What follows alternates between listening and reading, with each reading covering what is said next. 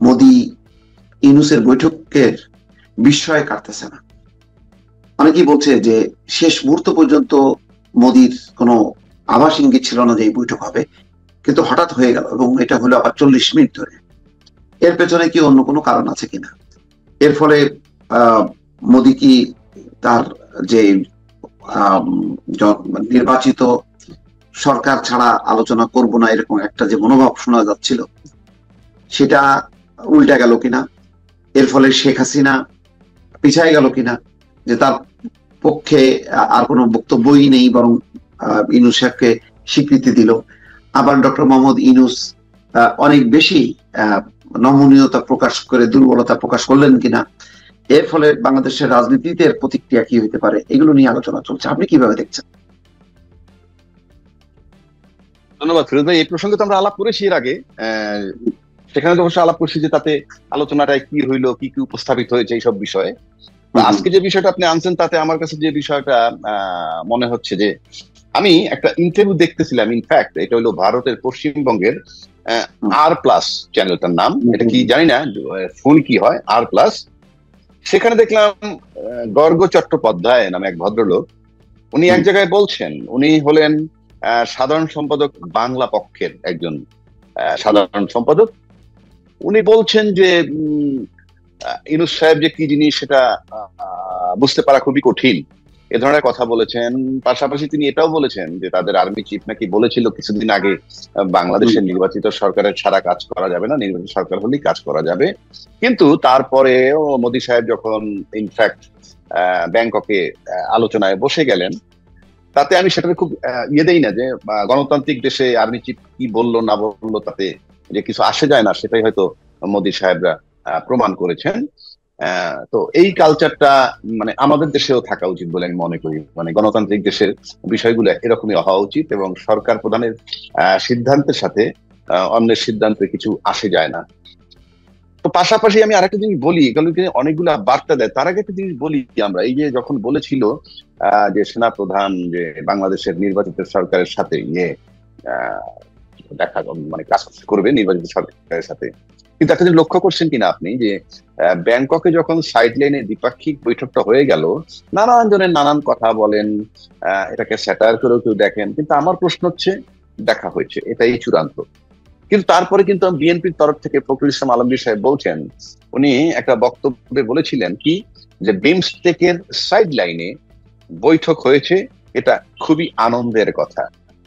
আমরা মনে করি ভূ রাজনীতি এবং বর্তমান বিশ্ব রাজনীতির যে প্রেক্ষাপট এবং বাংলাদেশ ভারতের এই অঞ্চলের যে প্রেক্ষাপট, সেই প্রেক্ষাপটে আমাদের প্রধান উপদেষ্টা এবং ভারতের প্রধানমন্ত্রীর বৈঠকটা আমাদের সামনে একটা আশার আলো তৈরি করেছে। তিনি আরো বলছেন, ভারত বাংলাদেশের সম্পর্কের মধ্যে যে একটা তিক্ততা তৈরি হয়েছিল, সেটি যেন আর বেশি সামনে না যায়, অথবা এটা যেন কমে আসে, সেখানে একটা সম্ভাবনা সৃষ্টি হয়েছে। এখানে আমার বক্তব্যটা হলো এই যে ইউনূস সরকার নাছোড়বান্দার মতো গত 7 মাস যাবত দেখা করার চেষ্টা করেছেন, এবং এমন কথাও যখন আসছে যে বাংলাদেশের নির্বাচিত সরকার আসলে কথা হবে, এইটা বলার পর আমার কাছে মনে হয় আমাদের কি কোনো রোল ছিল না? আমাদের দেশের রাজনীতিবিদরা কেউ কি বলেছে এই কথার পরিপ্রেক্ষিতে যে কি যে না, ইউনূস সরকার সাহেব তো অনির্বাচিত নন, ওনাকে হয়তো আমরা কাগজে কলমে ভোট দেইনি, কিন্তু দল মত নির্বিশেষে সবাই তো আমরা ইউনূস সাহেবকে বসিয়েছি। এবং একটা দেশে যখন দলমত নির্বিশেষে আমরা বসিয়েছি, তখন উচিত যে কোনো রাষ্ট্রের সাথে বাংলাদেশের ডিপ্লোম্যাটিক সম্পর্কটা অব্যাহত রাখা। সেই কথাটা কিন্তু আদৌ বলেছি? কোন দল বলেছে? কেউ দাবি করতে পারবে? পরিষ্কার বোঝা যাচ্ছে যে ফ্রম দা বিগিনিং টু আজকে পর্যন্ত ইউনূস সরকারকে কোন রাজনৈতিক দল কোঅপারেশন করতেছে না। ভেরি সিম্পল আমার কাছে মনে হয়। তা না হলে আমরা কেন বলতে পারলাম না? এবং ইউনূস সাহেব যে নাছোড় বান্দার মতো চেষ্টা করেছে এবং ফাইনালি দেখা হয়েছে, এই যে দেখাটা হয়েছে ইউনূস সাহেবের সাথে, সেটা তো আমি মনে করি সেই প্রেক্ষাপটে আমি একটু পরে আসতেছি, যে এটা দেখা করে কি লাভ বা কি লোকসান হলো সেটা অন্য কথা। পাশাপাশি সেখানে কিন্তু অনেক বিষয়ে আলোচনা হয়েছে।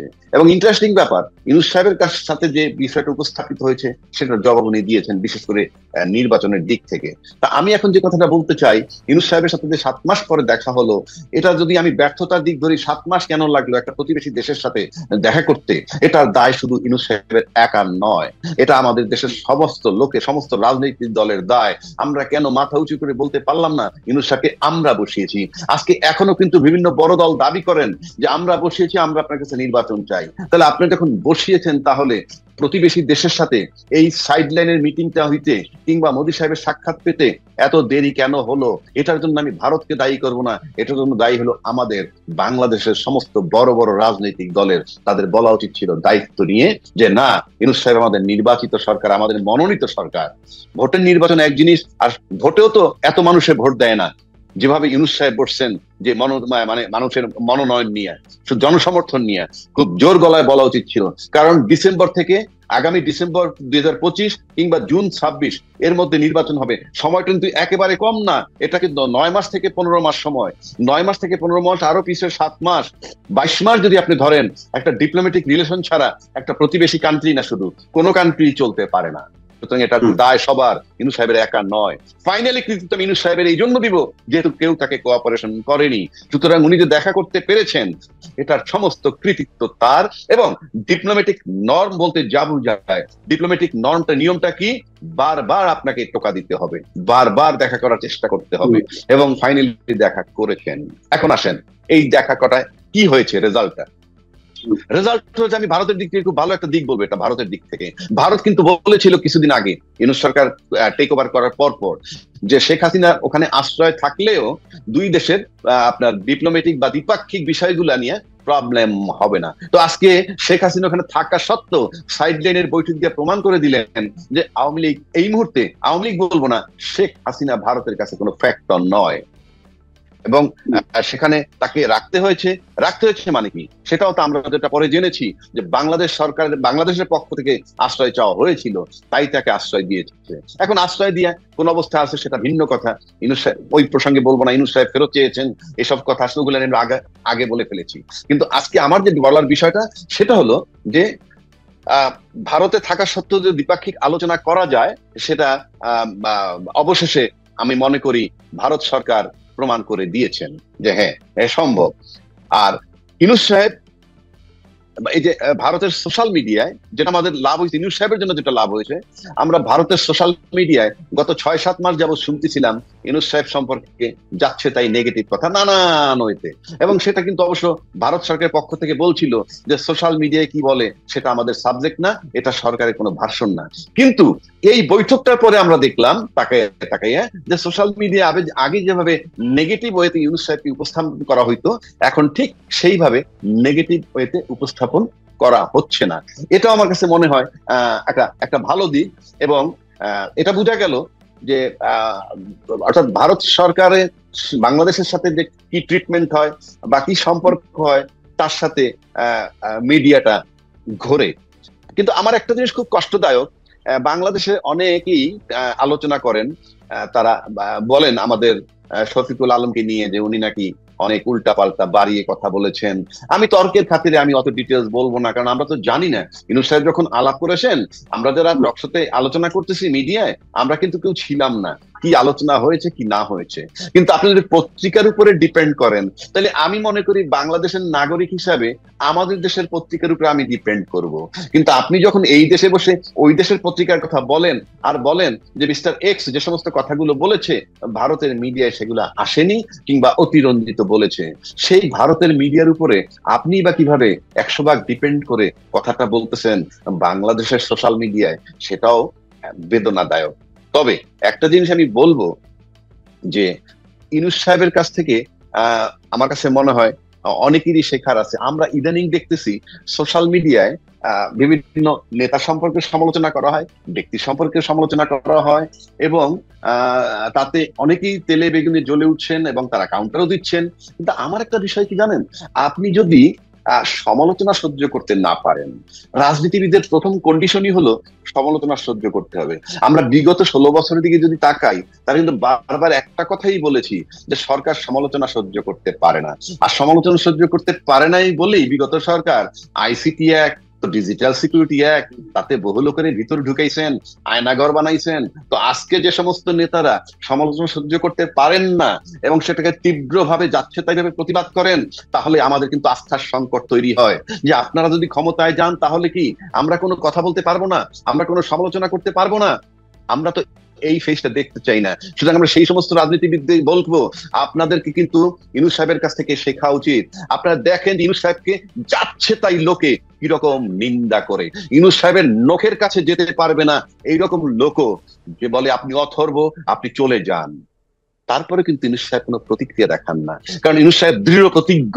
কিন্তু যারা ইউনূস সাহেবের নিন্দা করতেছে, আমি দেশের কথা বলছি, আমি নিশ্চিত করে বলতে পারি ইউনূস সাহেব তাদেরকে কাউন্ট করে না এবং কাউন্ট করার কোনো কারণও নাই। এবং তাদের কথা আমলে নেওয়ার মানে হচ্ছে তাদের প্রতি অ্যাটেনশন পে করা। আমি মনে করি আজকে পর্যন্ত সেটা নাই। সুতরাং ইউনূস সাহেবের যারা সমালোচনা করেন তাদেরকে বুঝতে হবে যে গায়ে মাখে না। এক আরেকটা জিনিস আপনাদেরকে ভাবতে হবে, আমরা অতীতেই দেখছি যখন আওয়ামী লীগ সরকারের সমালোচনা করেছি, এটা কিন্তু ন্যাচারালি তখন বিএনপির পক্ষে চলে যেত, এটা কিন্তু আমাদের মাথায় আছে। কিন্তু আজকে ইউনূস সাহেবের নিন্দা করলে কোন রাজনৈতিক শক্তির পক্ষে সেটা যায় না, সেটাও মাথায় রাখতে হবে। আপনি ইউনূস সাহেবকে নিন্দা করলেই এটা কিন্তু এইটাকে কোনো রাজনৈতিক দল ক্যাশ করতে পারতেছে না, আমি লিখে দিতে পারি। তাহলে এই নিন্দাটা কেন? এক। দুই, আপনি নিন্দা করবেন, সমালোচনা করতেই পারেন। বাংলাদেশের প্রতিটা রাজনৈতিক দলের এই সহ্য ক্ষমতা থাকতে হবে। যদি তা না হয়, আমার কাছে মনে হয় তাদের এই আমি হাসিনার সাথে তাদের কোনো পার্থক্য খুঁজে পাই না। এবং আমি নিশ্চিত করে বলতে পারি আবার ডিজিটাল সিকিউরিটি অ্যাক্ট চালু হবে, যাদেরকে আমরা দেখতেছি সহ্য করতে পারতেছে না। এই জন্য কথা, এই জন্য আমি বলি যে ওই আমাদের কি বলে হুমায়ুন রশিদ চৌধুরী ছিল এক সময়, আপনি জানেন, স্পিকার ছিল, ফরেন মিনিস্টার ছিল। উনি যখন প্রথম ফরেন মিনিস্টার সম্ভবত এরশাদের সময়, তখন ব্রিটিশ হাই কমিশনের একজন ফার্স্ট সেক্রেটারির সাথে তার পরিচয় ছিল। আবার সময়ের ব্যবধানে যখন সে লন্ডন গেছে, তখন সে সচিব পর্যায়ের লোক, এবং তার সাথে দেখা হওয়ার পর বলল যে বাংলাদেশে রাজনীতিবিদের কি কোয়ালিটি থাকলে একজন রাজনীতিবিদ হইতে পারে। তখন হুমায়ুন রশিদ চৌধুরী জবাব দিছিল যে কি, যে face should not be the index of mind, অর্থাৎ আপনাকে দেখে যাতে বুঝতে না পারে আপনি কি করতে চান। এটা গেল একটা দিক, এবং সেটার দিকে আমার কাছে মনে হয় আমি ইউনূস সাহেবের দিকে তাকালে সেটা পাই। অর্থাৎ এটার মানে হচ্ছে উনি দৃঢ় প্রতিজ্ঞ। উনি কিন্তু বাইরে খুব সহজ, কিন্তু ইনফ্যাক্ট যেটা করার সেটা তিনি করে যাচ্ছেন। সেকেন্ড কথাটা হুমায়ুন রশিদ সাহেব বলছিলেন, পেশেন্স, পেশেন্স এন্ড পেশেন্স, অর্থাৎ আপনার ধৈর্য থাকতে হবে। আমি দেখতেছি বাংলাদেশে কোনো রাজনৈতিক দলের নেতার আজকে পর্যন্ত আমি বলবো কারো কোনো ধৈর্য নাই। চট করে তেলে বেগুনে জ্বলে ওঠেন যদি তাদের বিরুদ্ধে কেউ একটা লাইন কিংবা একটা শব্দ বলে। এই গুণ, এই বদগুণ পরিহার করতে হবে যদি বাংলাদেশের মানুষের গ্রহণযোগ্যতা পাইতে হয়, তাহলে এই বদগুণটা হজম করতে হবে। 3 নম্বর, আরেকটা কথা বলি আপনাকে, সেটা হলো যে এই ইউনূস সাহেব, আমি ইউনূস সাহেব আমার ভাত মাছ দেয় না, আমি আগেও বলছি এখনো বলি। আমি কিন্তু আপনি ফিরোজ ভাই লক্ষ্য করবেন, যখন যেটা জেনুইন ঠিক সেটা আমি বলি। আজকে ইউনূস সাহেব একটা ডোর কিন্তু ওপেন করছে ভারতের সাথে, এবং এটা কিন্তু সে একক প্রচেষ্টায় করছে। সুতরাং আমি মনে করি এটা পজিটিভ দিক। এবং ভারতের সাথে আজকে যেটা আমরা বুঝলাম যে ভারত অলরেডি একটা নির্বাচন চাইছে, সেটা ইনক্লুসিভ নির্বাচন, গণতান্ত্রিক প্রক্রিয়ায়, এবং সেটার জবাব ইউনূস সাহেব আগে দিচ্ছেন, এখনো দিচ্ছেন যে সে নির্বাচন যথারীতি দিবেন, সাবজেক্ট টু কন্ডিশন। একটা জিনিস আমাদের কাছে পরিষ্কার, কতগুলা বিষয়ে কিন্তু ঐক্যমত্যে আসতে হবে। 1 নম্বর সংস্কার, সংস্কার কিন্তু খালি মুখে বললেই হবে না, ওখানে স্বাক্ষর দিতে হবে যে এই সংস্কারগুলো মেনে নিতে হবে, স্বাক্ষর দিতে হবে। এবং এই সংস্কার যদি গ্রহণযোগ্য না হয়, স্বাক্ষর যদি না করে, তাহলে কি হবে সেই সিচুয়েশনটা কিন্তু আমরা জানি। নাম্বার 1। নাম্বার 2 হচ্ছে বাংলাদেশে ইউনূস সাহেবের সাথে ডিপ্লোম্যাটিক রিলেশন যেভাবে ডেভেলপ করতেছে বা দেখতেছি আমরা, তাতে কখনো কখনো মনে হয় এটা যদি 2 বছর 3 বছর পার হয়ে যায় তাহলে কি হবে, তাহলে ডিপ্লোম্যাটিক রিলেশন ছাড়া থাকবে। এবং এই ডিপ্লোম্যাটিক রিলেশনটা হওয়ার মানে হচ্ছে যে ইউনূস সাহেবের দিকে একটা গুরুত্ব আছে, মানে ইউনূস সাহেব যদি 2-4-6 মাস 9 মাস পরে চলে যাবে, তাহলে অনেক মেজর মেজর ডিসিশন হতে যাচ্ছে। যেমন আমি শুনলাম 9 তারিখ থেকে 9-10-11 বোধহয় ফরেন ইনভেস্টররা আসবেন। তারা তো এই মুহূর্তে আসতেছে অন্তর্বর্তীকালীন সরকার জেনে শুনে। সুতরাং কেন জানি আমার মনে হয় যে রাজনীতি কোন দিকে টার্ন নিবে এটা বলা যাচ্ছে না, মানে কোনো কিছুই নিশ্চিত না। কিন্তু বেপরোয়া কায়দায় নানান জনে নানান কথা বলেন, সেটা আমার কাছে একেবারেই গ্রহণযোগ্য না। সম্প্রতি আমি দেখলাম আপনার বিএনপির ফজলুর রহমান সাহেব উনি কিছু কথা বলেছেন। উনি একটা জায়গায় বলেছেন, পত্রিকায় আসছে এগুলো, যে বাপ বেটাইকে নির্বাচন দিয়ে যেতে হবে। আমি ঠিক বুঝি না, উনি একজন ভালো শিক্ষিত মানুষ, is a lawyer, practising lawyer in Supreme Court, বাপ ডেকে নির্বাচন দিতে হবে, এটা ভাই কেমন ভাষা? আমার কাছে আমার গ্রহণযোগ্য না। উনি তো নির্বাচন দিচ্ছেন ডিসেম্বর 2025 অথবা জুন 2026, এটা পরিষ্কার। অক্টোবরের মধ্যে আসতে হবে তফসিল, নির্বাচনী তফসিল। অক্টোবরে তফসিল না আসলে একটা টার্নিং পয়েন্ট হতে পারে। আর যদি সেখানে সে টাইম বাড়াইয়া মার্চ এপ্রিলে নিতে পারে, সেখানেও যদি না দেয় একটা টার্নিং পয়েন্ট আসতে হবে, ভাব ডেকে দিতে হবে। আরেক জায়গায় উনি বলেছেন কি, যে ক্ষমতাটা বিএনপির প্রাপ্য, মানে বিএনপির ক্ষমতা, বলছে যে বিএনপির ক্ষমতায় যেতে চায় না জোর করে, কিন্তু ক্ষমতাটা বিএনপির প্রাপ্য। মানে আমি ঠিক এটা বুঝি না। ভোটের রাজনীতিতে ভোটে ফলাফল হবে, ক্ষমতাটা বিএনপির প্রাপ্য, এই বিষয়টা আমার কাছে জানি কেমন মনে হয়। কারণ আপনি নির্বাচন করবেন, হ্যাঁ কনফিডেন্স থাকতে পারে যে নির্বাচন দিলেই আমরা বিজয়ী হব, এটা আপনাদের অবশ্যই প্রত্যাশা থাকতে পারে। কিন্তু প্রাপ্য কথাটা মনে হয় যে আমি কি কি করেছি এই কারণে আমি প্রাপ্য। বিগত 16 বছর আপনারা কি করেছেন? আমি যদি এখন শেখ হাসিনার পতনের দিকতে আসি, তাহলে প্রাপ্য কে হবে? আপনি যে ছাত্র আন্দোলন করেছে, যদিও সবশেষে আমরা সবাই বলি দলমত নির্বিশেষে ইউনূস সাহেব বলছে যে ছাত্র আমাকে নিয়োগ দিয়েছে, সেটাকে কিন্তু আমরা বছরের পর মাসের পর মাস স্যাটায়ার করে আসছি। তাহলে ছাত্ররা কি আজ পর্যন্ত বিগত 16 বছর যে রাজনৈতিক দলগুলো নির্যাতিত হয়েছে, সেই জামাত বলেন বিএনপি বলেন সবাই, কিন্তু ছাত্ররা যখন আন্দোলনটা করছে, করার পর এই যে গুলি খেয়ে মারা গেছে, বাংলাদেশের পুরনো রাজনৈতিক দলের কোন নেতার নাম কি তারা বলেছে একবার তাদের মুখ থেকে যে আমরা যে আন্দোলনটা করেছি আমাদের অনুপ্রেরণায় উনি ছিলেন, পর্দার আড়ালে ইনি ছিলেন, পর্দার আড়ালে উনি ছিলেন, এমন কোন নেতার নাম কি তারা বলেছে? আদৌ পেয়েছেন আপনি? আমি তো পাইনি এখন পর্যন্ত যে ছাত্রদের কেউ বলেছে অমুক দলের অমুক নেতার অনুপ্রেরণা ছিল, অমুক দলের অমুক নেতা আমাদেরকে এইভাবে গাইড করেছিল, অমুক নেতার সাথে এই জায়গায় এইভাবে বৈঠক হয়েছিল। বরং তারা অনেকেই বলেন যে ছাত্ররা কি বলে লুকায়ে লুকায়ে সবকিছু করছে। তাহলে প্রাপ্য যদি আপনি ধরেন, প্রাপ্য কাজের বিনিময়ে যদি প্রাপ্য হয়, তাহলে ক্ষমতা তারা প্রাপ্য। কারণ তারা তো কোনো নেতার নাম আজ পর্যন্ত বলেনি। বরং কেউ কেউ সমালোচনা, আমি সোশ্যাল মিডিয়ায় শুনছি আসিফ মাহমুদ সাহেব উনি বলছেন যে 5 তারিখে তারা অস্ত্র হাতে নিত, 5 তারিখের পরে, এই কথাটা বলেছেন। গেল একটা দিক। আরেকটা দিক বলেছেন সেনা প্রধানকে নিয়ে, যে কি বুকে পাথর বেঁধে ইউনূস সাহেবকে মেনে নিচ্ছে, এই কথাগুলো আসছে এবং সোশ্যাল মিডিয়ায় বহু লোকে বলে যে তাকে উপদেষ্টা থেকে বের করে দেওয়া উচিত। কেন? কিন্তু একটা যে মাথায় রাখে না, যেদিন এই কথাগুলো উনি বলেছেন, সেনা প্রধানকে যদি বলেও থাকেন, কবে বলছেন? তখন তো তিনি উপদেষ্টা হননি, উপদেষ্টা হয়েছেন 8 তারিখের পর। আর ইউনূস সাহেবকে বুকে পাথর বেঁধে মেনে নিয়েছি যদি বলে থাকেন, কখন বলছেন? তখন তো 5 তারিখ থেকে 8 তারিখের ওত নেওয়ার আগ পর্যন্ত সময়, তখন তো তিনি উপদেষ্টা না। তো আপনি উপদেষ্টা ছিলেন না, তখনকার কথা নিয়ে আপনি এখন উপদেষ্টাকে ব্লেম নিতে হবে কেন? ইউনিভার্সিটিতে ছাত্র জীবনে মারামারি করছে, অনেক মারামারি হয়েছে, মামলা মোকদ্দমা হয়েছে, জেল খাটে নাই, দণ্ডপ্রাপ্ত হয় নাই। ওই ইতিহাসে কি একটা লোক ম্যাজিস্ট্রেটের চাকরি পাবে না? ওই ইস্যুতে কি একটা বিসিএস ক্যাডারের লোক চাকরি পাবে না? আমি তর্কের খাতিরে বলছি। তাহলে যে কথাটা আমি বললাম ইয়ের আগে, আমি ওত নেওয়ার আগে, আমি তখন সাধারণ একটা মানুষ, আন্দোলনকারী, আমি তখন এই কথা বলেছি বা সেনাপ্রধান এই কথা আমাকে বলেছেন। কিন্তু এখন এটার জন্য দায় এই উপদেষ্টা পরিষদের নিতে হবে, কিংবা আসিফ মাহমুদকে বের করে দিতে হবে। কারণটা কি? তখন তো হি ওয়াজ এ সিম্পল ম্যান, একটা সাধারণ ছেলে তখন বলেছে। সেটা তো আপনি এখন আনতে পারেন। আই ডোন্ট আন্ডারস্ট্যান্ড যে আমি কি দেখতে পারি না, সহ্য করতে পারি না? আমাদের কোঅপারেশনটা কোথায়? ইউনূস সাহেব চলে যেতে বাধ্য, 1। 2 নম্বর, আমি বারবার বলি, আজকে আপনাকে আবারও রিপিট করতে দিই, আই ডোন্ট লাইক ইউনূস সাহেব যে উনি অনির্বাচিত। কিন্তু যারা ডিসেম্বর বা জুন পর্যন্ত ধৈর্য ধরবেন না, তারা মাঠে আন্দোলন করেন প্লিজ। কিন্তু আমরা এই সমস্ত কথা বলে আমরা বিভ্রান্তি চাই না, যে এই সমস্ত কথা বলে আমরা বিভ্রান্তি।